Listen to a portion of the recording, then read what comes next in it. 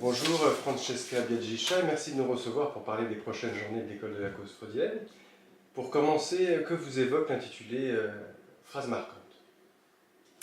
Alors, phrase marquante, c'est un thème, un intitulé si vous voulez, à la fois large, qui s'adresse à énormément de personnes, enfin pratiquement à tout le monde, et en fait aussi éminemment analytique. Il m'a semblé qu'il s'apparentait à celui, on va dire, que Freud avait présenté dans ses conférences entre 1915 et 1917, lorsqu'il parlait des lapsus et des actes manqués. Et là aussi, au cours de ses conférences, Freud s'adressait à un large public. Et pourquoi s'adressait-il à un large public? Eh bien parce qu'il pariait sur l'expérience de chacun, c'est-à-dire que chacun ayant fait l'expérience de lapsus pourrait retrouver dans ce que lui énonçait de sa découverte théorique, si on peut dire, pouvait y retrouver quelque chose de sien. Et ça, c'est proprement ce qui appartient à la transmission dans la psychanalyse. Donc, le fait que ça fasse résonner quelque chose chez le sujet qui écoute. Alors, chacun peut y retrouver une expérience et donc ça produit un effet de vérité. Alors, il y a des mots marquants. Ça, on le sait depuis toujours, hein, le mot qui tue. Donc, le mot et la phrase sont tous deux de l'ordre du signifiant, mais pas tout à fait de la même manière. Le mot est une flèche, elle percute. La phrase, c'est plus complexe. Elle laisse une empreinte. L'empreinte et la marque touchent au corps, le mot aussi bien entendu, mais touchent au corps d'une manière beaucoup plus complexe, beaucoup plus subtile. L'empreinte, c'est quelque chose d'autre. Bien sûr, la conséquence est, dans les cas, que ce soit un mot ou une phrase, une conséquence de jouissance. Mais on entend bien quand même que dans la phrase, il y a quelque chose de plus. Et elle touche au corps, la phrase, elle marque via l'affect, elle marque le corps via l'affect, elle s'y traduit dans le corps, elle y laisse l'empreinte, elle répond, on pourrait dire qu'elle répond du par-l'être, elle répond de ce que c'est un par-l'être.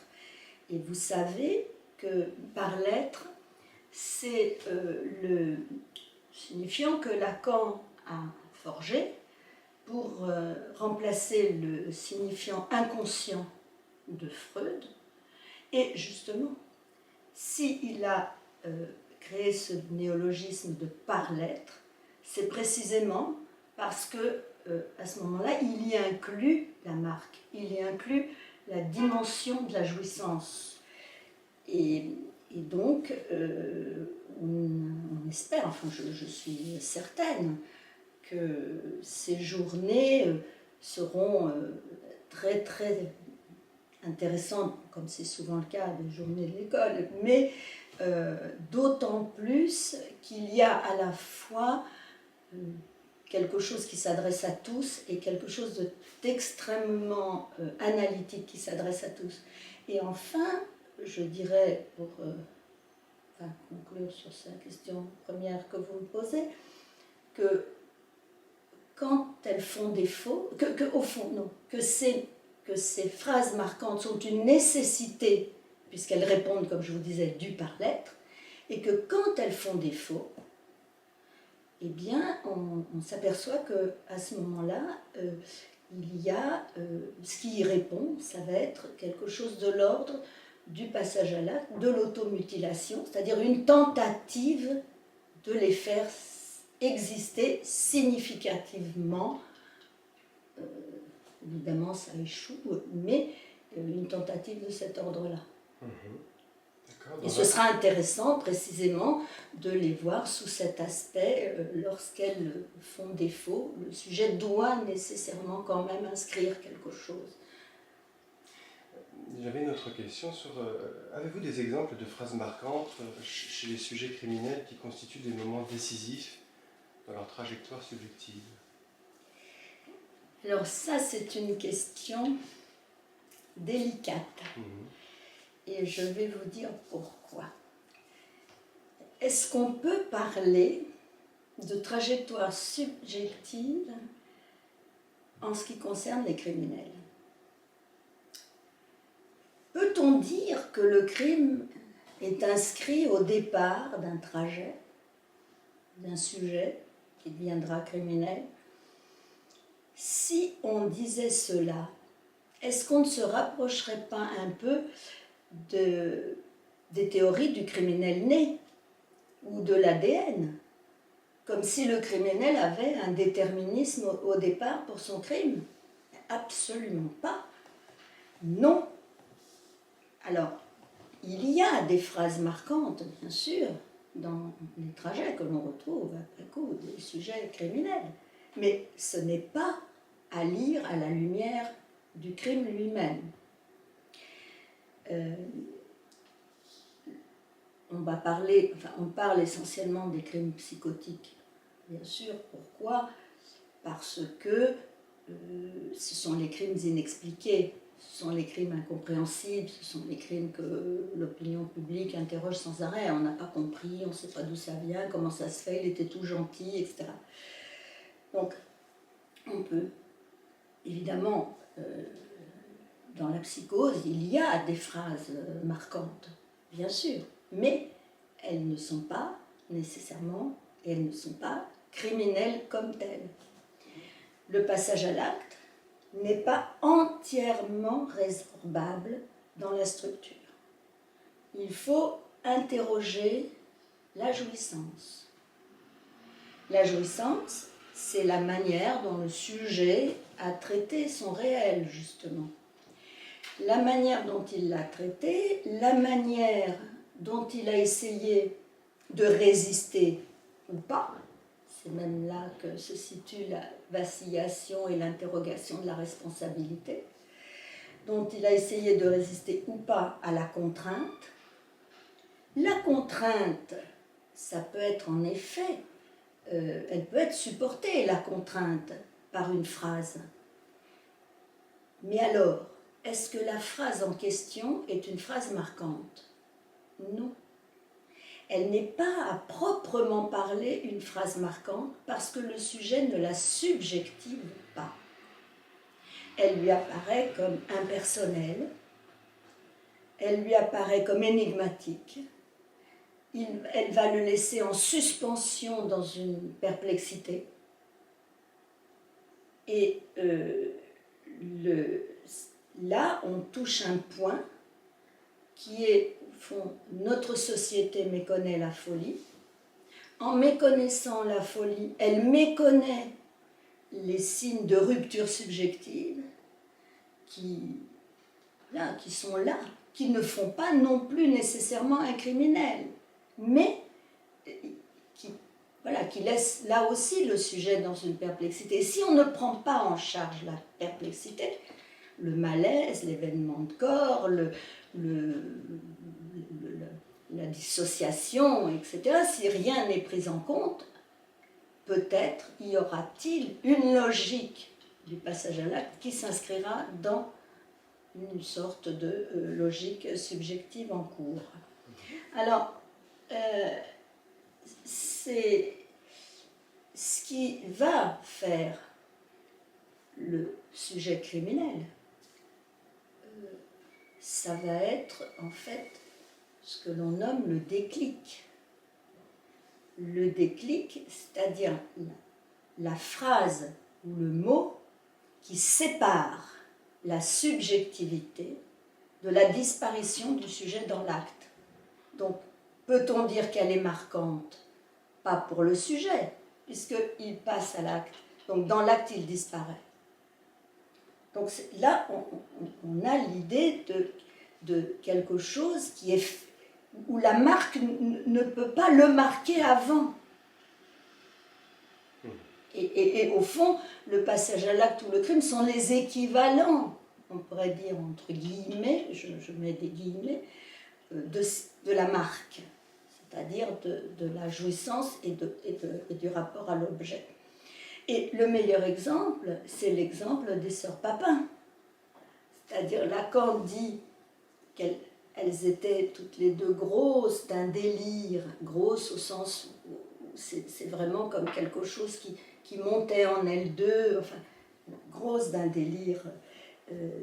Mais elles vont d'ailleurs au commissariat pour porter plainte. Il y a tout un périple qu'elles essayent de mettre en fonction, enfin de faire entendre à l'autre, si je puis dire, sans le nommer précisément, puisque justement c'est une méconnaissance radicale, donc elles ne peuvent pas le nommer. Et ça me fait penser d'ailleurs à une phrase de Lacan que j'aime énormément, qui est « Comment le sujet peut-il connaître quelque chose de lui ?»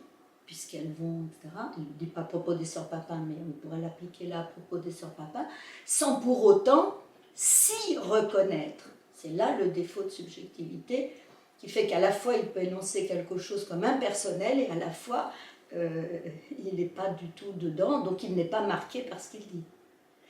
Et donc c'est la panne du fer à repasser qui sépare le réel de la subjectivité et précipite le sujet dans le passage à l'acte.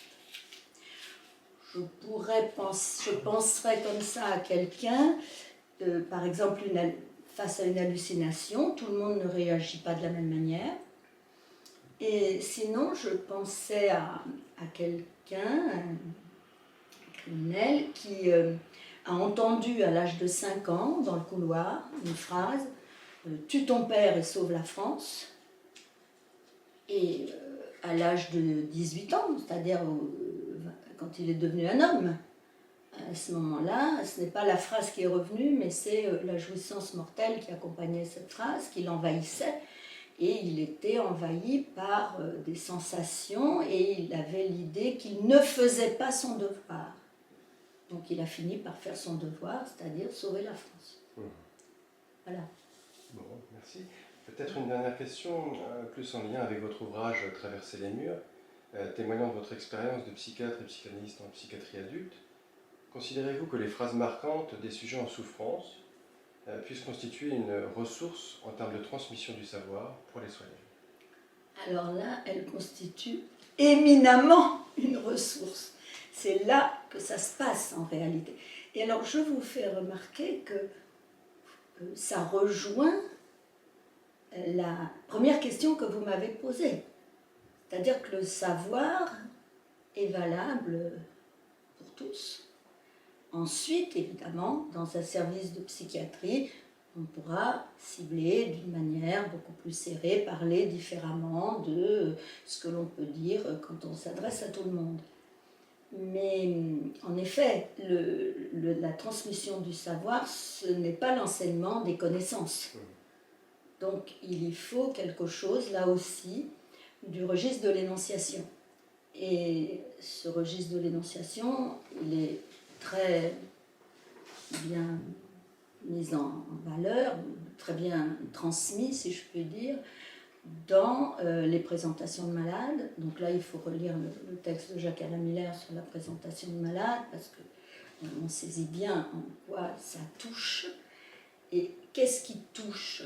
Ce qui touche, c'est justement, au fond, quand Lacan faisait ses présentations de malades, il ne laissait pas le sujet partir comme ça dans des associations libres infinies. Il l'arrête à certains moments, il lui repose des questions. Eh bien, ça, ce sont des... Au fond, c'est comme s'il allait chercher où était la marque pour ce sujet. Quelle est la marque pour ce sujet, qui est un peu l'équivalent de quel est son réel. Et ce qui est le plus difficile à transmettre, c'est bien sûr le réel. Le réel, ça se transmet dans la cure, c'est-à-dire le sujet qui est en cure analytique, ben, voilà, son réel lui apparaît au fur et à mesure de la cure, bien sûr. Mais pour un sujet qui est dans un hôpital, comment transmettre aux soignants qu'il s'agit du réel et pas d'un réel imaginarisé parce que c'est nous qui le disons. Comment transmettre que ce qui est dit, ce n'est pas moi qui le dis parce que je brode dessus, mais c'est extrait de dire du patient. C'est ça la vraie question en fait. Alors, la présentation du malade le permet, bien entendu l'étude de cas le permet. Pourquoi? Quand on fait des études de cas dans des services.